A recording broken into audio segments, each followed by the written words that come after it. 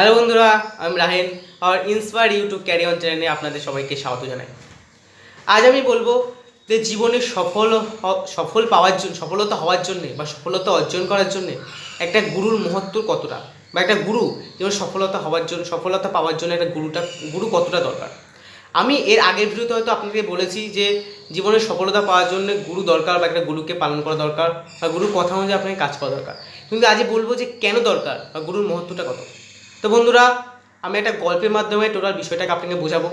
তো চলুন শুরু করা যাক, এবং গল্পটা মন দিয়ে শুনবেন, কেননা গল্পটার মধ্যেই কিন্তু টোটাল কোশ্চেনের অ্যান্সার লুকিয়ে আছে। তো চলুন বন্ধুরা শুরু করা যাক। একটা গ্রাম ছিল। গ্রামে একটা ছোট্ট দরিদ্র পরিবার বসবাস করত। একটা লোক ছিল, তার মা ছিল, বাবা ছিল, আর তার একটা স্ত্রী ছিল। তাদের পরিবার খুব দুঃখিত ছিল এবং খুব দরিদ্র ছিল। দুঃখিত হওয়ার কারণ, তার মা যে ছোটোবেলার থেকে অন্ধ ছিল, কখনো চোখে দেখতে পায় না। তার বাবার মনে একটাই দুঃখ যে আমরা এত গরিব, সারা জীবন গরিবই রয়ে গেছি। আর তার যে স্ত্রী একটাই দুঃখ যে আমরা এতদিন বিয়ে হয়ে গেছে কিন্তু আমাদের কোনো বাচ্চা হয়নি। ফলে তারা খুব দুঃখিত ছিল এবং তাদের দিন খুব দুঃখে কাটছিল। যেহেতু অনেক গ্রামের পরিবার এবং যেহেতু গ্রামের সংসার, তো গ্রামের লোকে আগেকার দিনে কী হতো যে গ্রামে সবার একটা করে গুরু থাকতো, বা একটা করে সবার মানার জন্যে গুরু থাকতো। তো সে খুব দুঃখিত ছিল, তার বয়সও বাড়ছিল, সে সবার মুখে এই কষ্ট আর দেখতে পাচ্ছিল না।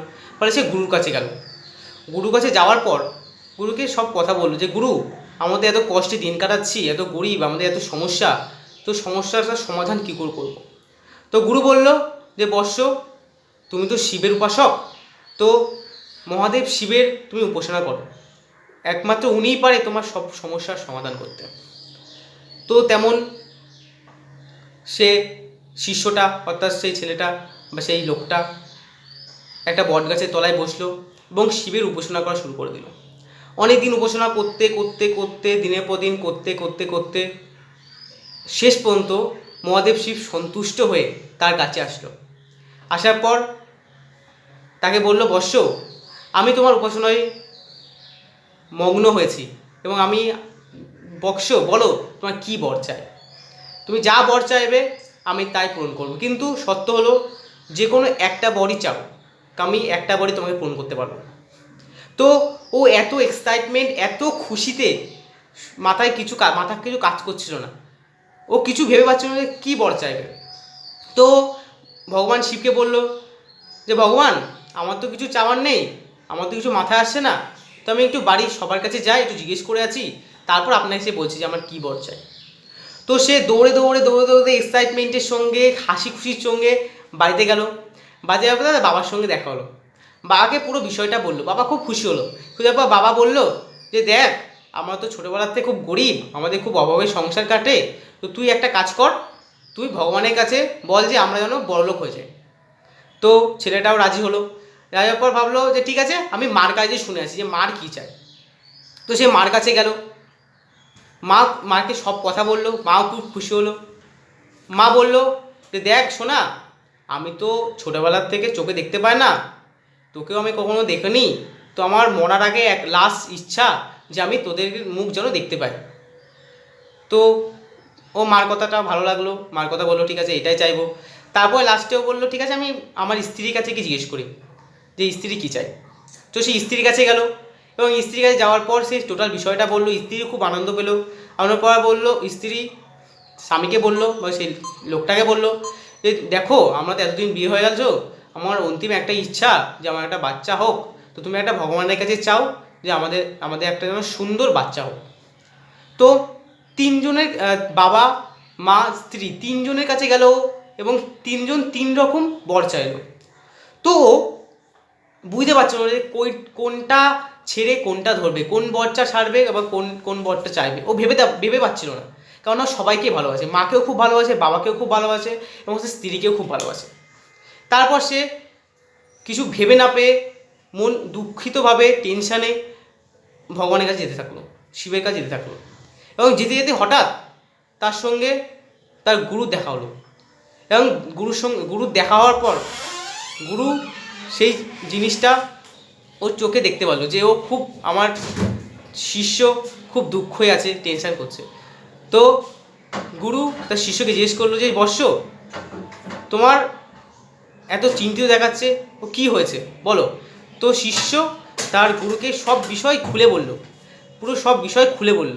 খুলে বলার পর গুরু বলল যে শিষ্য, ঠিক আছে, কোনো সমস্যা নেই, আমি তোমাকে এমন একটা বর বলছি যে বরটা তুমি যদি চাও তাহলে সবার ইচ্ছাই পূরণ হবে। তো গুরু বলল, তুমি ভগবানের কাছে, মহাদেব শিবের কাছে এমন একটা বর চাও যে আমার মা আমার বাচ্চাকে যেন সোনার খাটিয়াতে দেখতে পায়, আমার মা আমার বাচ্চাকে যেন সোনার খাটিয়াতে দেখতে পায়। তো গুরু বলল, তুমি এই বরটা ভগবানের কাছে চাও, তো দেখবা সবার ইচ্ছা পূর্ণ হয়ে যাবে।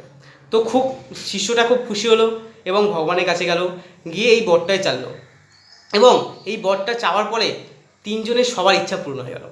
তো বন্ধুরা, এইবারে বলছি বরটার মধ্যে কী ছিল।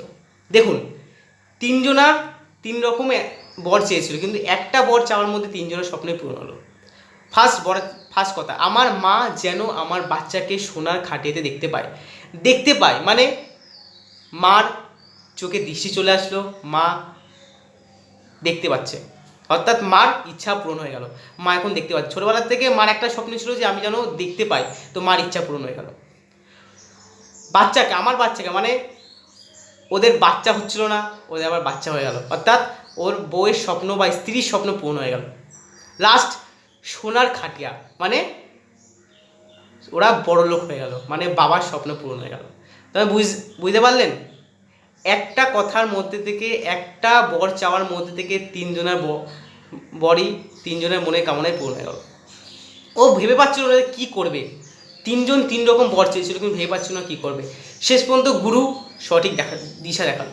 তো বন্ধুরা, এই গল্পের মাধ্যমে হয়তো আপনি বুঝতে পেরেছেন যে জীবনে যদি সফলতা অর্জন করতে চান বা কোনটা সঠিক পথ, যে পথে হেঁটে আপনি জীবনে সফলতা অর্জন করতে পারবেন, সেটা শুধু একটা গুরুই আপনাকে বলতে পারে।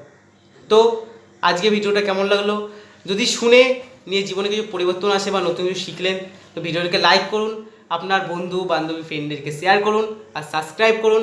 কেননা যদি সাবস্ক্রাইব করছেন তো নতুন ভিডিও অতি শীঘ্র আপনার কাছে চলে আসবে। তো বন্ধুরা, আজকে এই পর্যন্তই। Goodbye, best of luck, জয় হিন্দ।